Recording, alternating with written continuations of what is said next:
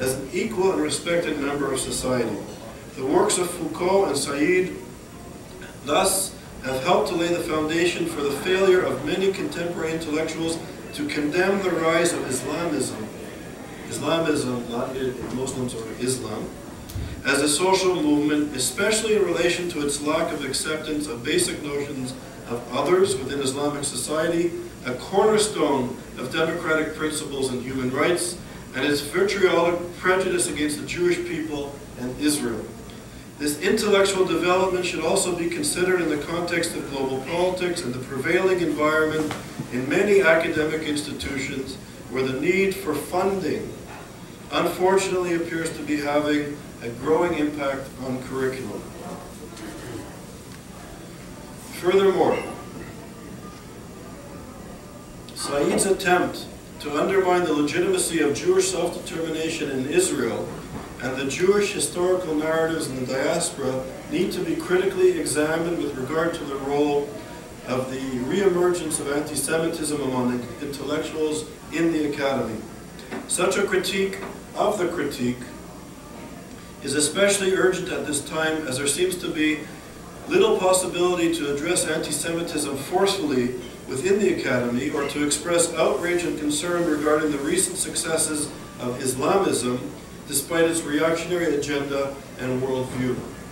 Instead, these ideological and philosophical foundations enable leading and respected scholars such as Judith Butler and others to argue, Peter Beinhardt and others, to argue that Hamas and Hezbollah ought to be viewed as part of the progressive global left.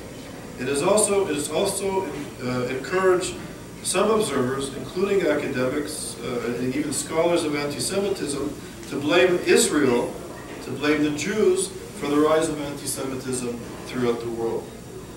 Even in the aftermath of the Holocaust, and despite the Academy's preoccupation with colonialism, racism, sexism, socioeconomic, political, and cultural inequality, domination, and critical understandings of otherness, anti-Semitism, especially its contemporary manifestations, does not exist as an area of study in the mainstream academic curriculum. Unlike other forms of discrimination, anti-Semitism is not an issue of significance. These developments have had an effect on placing attempts to defend the Jews and their legitimate connection to Israel and Jerusalem, for example, outside the realms of what is acceptable and what is proper. This is most troubling, given that the legacy of anti-Semitism in the academy and in Western civilization more generally has yet to be understood and addressed in the same way that other forms of discrimination and hatred have been more recently. The contemporary perception in some quarters of the Zionist movement as an unfashionable, intellectually defunct, morally bankrupt remnant of Western colonial racist culture, a perception that pays no attention to the competing narrative of Jewish national aspirations or the Jewish people's millennia spanning history in the region, is therefore a recipe for disaster. At the very least, it creates an uncritical blind spot for the role that anti-Semitism plays in the contemporary Middle East. To engage in the study of anti-Semitism is somehow perceived as supportive of the Zionist narrative, while the real threat that anti-Semitism poses is not understood and no policies are developed to address it, let alone to stop it. It is in this environment, it is more acceptable to study the role of the church or the role of fascist anti-Semitism rather than contemporary manifestations. In fact, if one looks at the history of anti-Semitism, it was never acceptable to study or examine the contemporary moment and the contemporary form of the anti-Semitism at the moment that it occurred. The true challenge of effective and insightful scholarship is to understand the real threat that anti-Semitism poses to people and societies currently, and to develop policies to protect ourselves against the threat. However, It is not uncommon to find scholars and institutions that are opposed to the study of contemporary anti-Semitism and/or blame Israel for its renewed prevalence without research to back up these claims.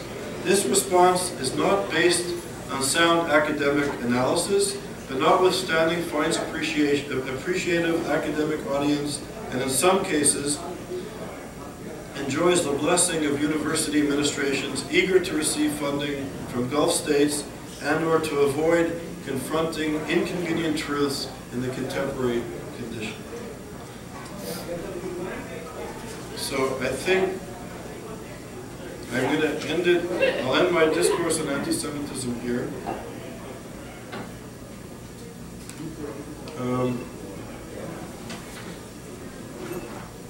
I'll read a little more. Are you okay for 10 more minutes on this? And we have some questions, okay? Daniel Sibony, the French philosopher, provides insight into the above-mentioned four attitudes on anti-Semitism, which appears to have taken hold in many elite academic institutions in the West. In fact, Sibony contends that deep down, those who insist on ignoring Islamism and its reactionary agenda are actually anti-Muslims themselves. The silencing of scholars and human rights activists who are concerned about anti-Semitism and human rights in Middle Eastern societies is a manifestation of a deep fear, or what he calls a phobia, of the Islamic world. This fear, which is combined with guilt over Western colonial legacy on the Middle East, is powerful. As a result, there is a tendency in certain circles to tolerate and justify reactionary Islamic attitudes, including sexism, homophobia, and anti-Semitism, despite their liberal views. It is thus more convenient to blame the Jew for the stalemate in Middle East politics and other related problems. Sibony traces this to a colonial mentality of not expecting the peoples of the Middle East and other parts of the world to adhere to the same criteria of human rights and civility as other civilized people in the West. He also points out to those who continue to highlight these contradictions and dangers eventually come to be perceived as the problem and are targeted themselves. So those of us who speak about this are often targeted in different ways. Sibony goes further, stating that there is an emerging fascination in the West with genocidal anti-Semitism, or genocidal anti-Semitic narratives of radical Islam, or radical Islamism, as expressed by the Iranian regime, the Muslim Brotherhood, and other Salafists. In a similar vein, Colin Schindler of the School of Oriental and African Studies argues that the growing Red-Green Alliance, the extreme Muslim and the extreme left in the West, has come to see the displaced and marginalized members of the Islamic world as the new proletariat who deserve Western liberal support and admiration. Anyone perceived as being critical of the new proletariat is immediately branded as reactionary.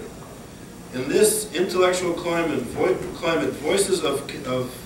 voices condemning brutality, anti-democratic practices, sexism, homophobia, opposition to the minority rights, and other violations of the Universal Declarations of Rights are often silenced, while expressions of genocidal anti-Semitism are dismissed as poor translation and/or hysterical rhetoric fashioned by the Zionist defenders of Israel. Hysteria. This is what makes the task at hand, namely to produce high-caliber scholarship and effective policy development and analysis for dealing with contemporary manifestations, in particular its potential genocidal variety, all the more challenging, but all the more urgent.